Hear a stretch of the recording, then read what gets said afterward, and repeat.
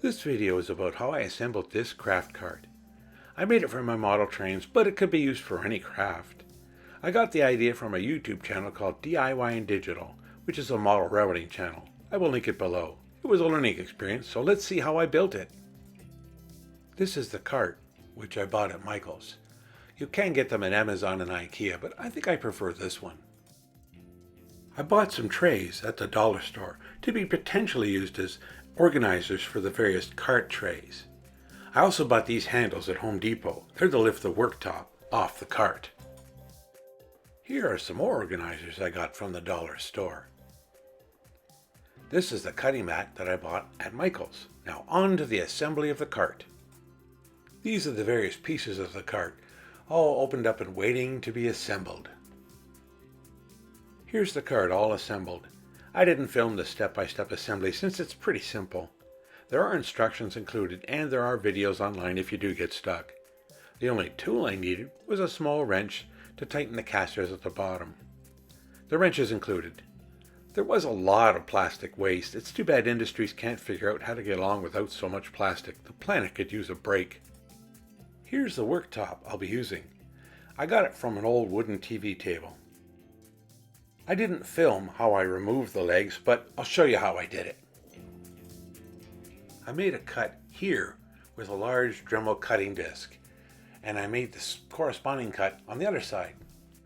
Then I undid this screw, and then I removed this entire wire, and the legs then come right off. I was planning to use these wooden pieces and move them so they fit snugly on the inside of the top tray. I worked out the measurements and moved them so they fit, and I found out later I didn't need them and they were in fact in the way, so I discarded them. After that, I discovered a problem. The table rocked, and that just wasn't going to work. The problem are these pieces. They stick up above the tray. They are necessary as they hold the cart together. As you can see, they hold this pipe in place and they hold the tray, so we can't get rid of them. I saw two options. I could try to shave them, but the problem is I didn't know how far up inside the plastic the screw went, and I didn't want to butcher the cart. The other option would be precisely locate the tops of the four posts on the bottom of the wood. You can see here the wood bits are still attached, you see? But then countersink them like these holes there, using a spade or boring bit. I would need a 1/4 inch bit to accommodate the pipes. I would need to precisely locate the holes and countersink them so they fit snugly when the whole thing was done. What do you know, it worked. The top fits very snugly with no rocking or movement. Let me show you what I did to make this work. Here, I'll flip it over so you can see. I bored out the 4 holes as planned. You can see it here on this side and on here on this side. I used this. It's a spade, or also known as a boring bit, which doesn't mean it's dull at parties. Sorry for the bad joke. As its name suggests, it bores holes in wood. The trick was to figure out where the tops of the metal tubes touched the bottom of the wooden work surface. You can see the metal tubes here. So I tried doing all kinds of calculations and stuff, but I didn't think that was really going to work. What I did was I flipped the wooden top over into another table and it just inverted the cart on top of that. I traced around the tubes, as you can see here with all these pencil marks on both sides. You can see some more over here. Then I bored the holes out with the bit, and I had to enlarge the bit to make sure they fit snugly. And as you can see, it does fit snugly.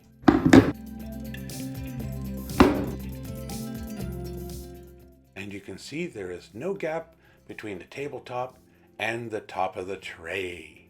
The next thing will be to mount the cutting mat on the surface. This is the cutting mat I bought at Michael's. You can see it fits perfectly side to side, this side, and of course this side, but there is a gap between the top and the bottom. So what I decided to do is align it with the bottom and leave all the gap just at the top. I will next need to attach it with double-sided tape. Before I can do that, I will need to make the surface smooth. As you can see, quite a bit of paint on here. It's from my wife, who does amazing flow art. But the thing is, it's bumpy, it will make it hard to adhere to. So I think I'll take it and sand it all down nice and smooth. So I took the tabletop and sanded her outside, just in case it got dusty. By the way, my awesome wife picked this sander up at a yard sale. She's great. So now we're going to sand it all down nice and smooth so we can attach our tape. The sander worked great. Now it's all nice and smooth. I had to lean on the sander a little bit in spots, but it's nice and smooth now, and we're ready to go. The cutting mat fits nice and smooth. Now for the tape. Here you can see the double-sided tape has been applied. Get rid of the bumps. Now just to peel off the backing. The backing has been removed and we're ready to stick it down. There it is, nicely attached. You may have noticed earlier that I bought handles. Turns out, I don't need them. It works just fine without them. I tested out the plastic organizers in various configurations, but to be honest, I really won't know how well it's going to work until I get tools in these things and see how they all fit together. This is a tool I bought just for this project, this Helping Hands unit, which has a soldering iron holder and a magnifier which has its own LED light. Nice, eh? As I said before, I ended up removing the wooden pieces because I didn't really need them, since the countersunk holes do all of the work. They line up perfectly with those pipes without any movement at all. So I just ended up removing them. And the other problem is they stuck down into the tray and they interfered with the plastic trays, so they're gone. Here you can see I've got some tools finally, and these little wooden boxes came from another set of shelves which I didn't really like anyway. And you can see pliers in this one. Hey, wait, what are those wire strippers doing in there? They belong in the electrical box. Oh, there's the electrical box with a tester, wire strippers, and some testers in it as well.